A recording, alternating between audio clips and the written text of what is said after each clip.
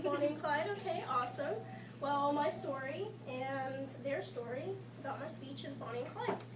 And first off, we're going to talk about how they met and their unique love story. First off, they met in Texas in January 1930, and Bonnie was 19 and actually married at the time to someone who was actually imprisoned for murder. So, while she was out and about, she met Clyde, and they fell in love immediately. Clyde was later imprisoned, and Bonnie tried to help him escape. She smuggled a gun inside the prison, and of course he got caught. So he was right back in prison, and whenever he got out, they joined and started a life of crime. And they started up as criminals, of course, so there was multiple kidnappings, only 13 reported murders. Of course, there were more. And, you know, they kidnapped officers, men, women. They did not discriminate. They did a lot of carjackings and robberies, and the jackings especially were Model Ts because that was Clyde's favorite. And they also partnered up with several other people, so they just formed a gang. Okay? And that source was also from the FBI government files and the FBI website. Okay. So, they got caught, of course. So how did they die? Anonymous tip led them, all the officers, to Bonnie and Clyde. They were attending a party, and afterwards, to get back home on the route they were going, they got busted.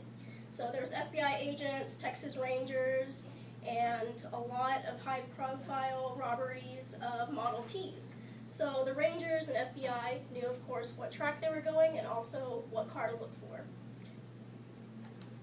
Okay. When the officers found them, they shot 167 rounds into the Model T, and it was based off of the Louisiana highway. And of course there was Louisiana police, Texas Rangers, and FBI agents there. And it was all led by former Texas Ranger Frank Hammer. And the shooting only took about 12 seconds, and it was in May 23rd, 1934, and immediately they were dead. And, you know, the love story is great and all, but at the end, it's not a very good ending. Their life was cut very short, and Bonnie wasn't even allowed to be buried next to Clyde, so they were buried separately. Now, today, we still talk about them, we still study them, and of course, they also affect pop culture. So, they affect actual crime today. Many couples are influenced by Bonnie and Clyde, but most of the time they get busted because the story has already happened. So they end up in jail time. Their names have appeared everywhere from movies, TV shows, books, and music. Yeah, and here are the rest of my sources. And like I said before, pop culture today is heavily influenced by it. We still are studying it, all our history classes. There was a while whenever Bonnie and Clyde, their Model T, was going around to state fairs, and you can view the car that was shot up for a nickel.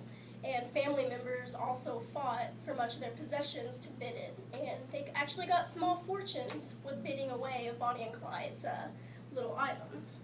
So, like I said before, many new criminals are coming out and trying to recreate the whole Bonnie and Clyde scenario. And just recently, about a month ago, there was a couple that went on a crime spree that was very, very similar to theirs, but they got caught within a week.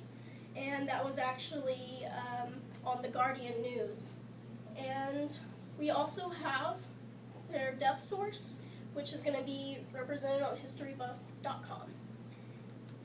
And although they lived a life of crime, they did get busted, and although their story was kind of horrifying on the crime end of it, their love story still lives on. Thank you. Any questions? You show there's 5 people in here. Yeah. 1, 2, Any questions while she's 3, showing 4, us? and 4. Awesome.